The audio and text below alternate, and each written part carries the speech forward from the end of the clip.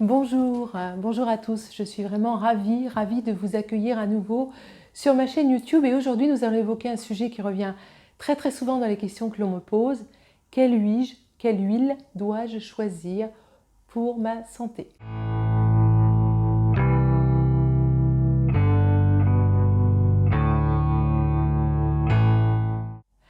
Alors, l'huile, effectivement, est très souvent au cœur des problématiques, mais parce qu'on sait très bien qu'il y a des huiles qui sont bonnes pour la santé, d'autres qui ne le sont pas. Et donc, je vais faire cette série de vidéos en commençant par la manière dont on obtient l'huile. Et donc, ensuite, j'évoquerai les différentes huiles, quelles sont celles que l'on peut utiliser pour la cuisine et quelles sont celles qu'il vaut mieux réserver aux salades, aux crudités, donc à manger cru, sans chauffage ni cuisson. Mais dans cette première vidéo, d'abord, je vais m'intéresser à la manière dont on obtient les huiles végétales. Effectivement, il y a plusieurs façons de les obtenir et la façon de les obtenir va avoir un impact évidemment sur leurs propriétés, sur leur qualité. Donc les deux grandes façons de les obtenir, c'est la façon assez traditionnelle qu'on a depuis fort longtemps, à savoir les graines oléagineuses, puisque les huiles sont obtenues à partir de graines oléagineuses, vont être concassées et puis pressées pour obtenir justement cette huile.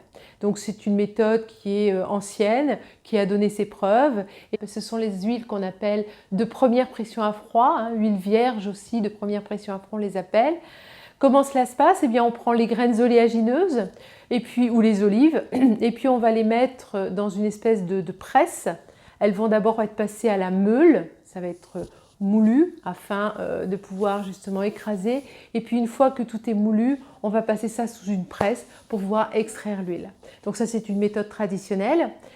Et dans le tourteau d'extraction, c'est-à-dire ce qui va rester après l'extraction, eh bien on va avoir encore 20 à 30% d'huile qui va rester dans ce tourteau. Donc c'est une méthode qui est extrêmement naturelle, où l'huile n'est absolument pas chauffée, mais effectivement qui a un rendement qui est bien moindre que le mode d'extraction par solvant. Alors comment ça se passe ce mode d'extraction par solvant? Donc ça c'est l'industrie agroalimentaire qui a mis ça en place, à savoir que là on va mélanger ces graines oléagineuses avec un solvant, souvent c'est chauffé, et puis ensuite on va séparer l'huile du solvant pour obtenir donc une huile qui va cette fois-ci, on va obtenir près de 100% de l'huile contenue, bien entendu, puis cette huile va ensuite être encore raffinée puisqu'elle va être décolorée, puis recolorée, chauffée, etc.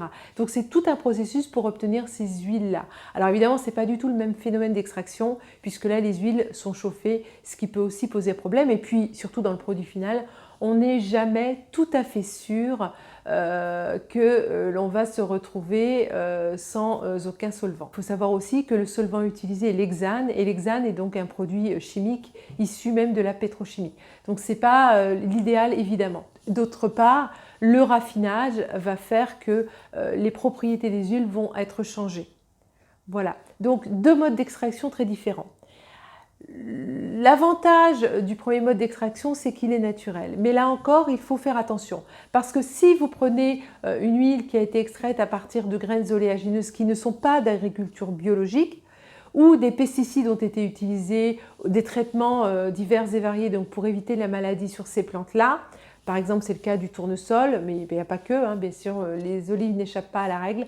À ce moment-là, dans l'huile finale, puisqu'on n'a qu'une pression à froid, on va se retrouver avec des pesticides et d'autres produits chimiques issus de l'agriculture. Donc on a tout intérêt à utiliser des huiles de première pression à froid, bien entendu, mais plutôt bio. Donc comme vous le voyez, finalement, ce n'est pas si compliqué que ça de s'y repérer. Et il est clair aujourd'hui qu'entre une huile de première pression à froid et une huile obtenue par solvant, mon choix ira évidemment vers la première huile. Bien entendu, je la prendrai biologique pour les raisons que j'ai indiquées plus tard. Donc je vous remercie beaucoup d'avoir écouté cette courte vidéo sur le choix de mon huile. Dans la prochaine vidéo, je vous parlerai donc de l'huile d'olive. Donc de l'huile d'olive bien entendu vierge de première pression à froid et biologique. Je vous parlerai donc de ses constituants et de la manière dont on peut l'utiliser. Je vous remercie beaucoup. N'hésitez pas, si cette vidéo vous a plu, bien à la liker. N'hésitez pas à, pourquoi pas, à poster un commentaire ou encore à vous abonner à ma chaîne YouTube. Je vous remercie infiniment. N'hésitez pas non plus à visiter mon site dont l'adresse s'indique ici en bas de l'écran. Merci encore, très bonne journée à vous, au revoir et à très bientôt.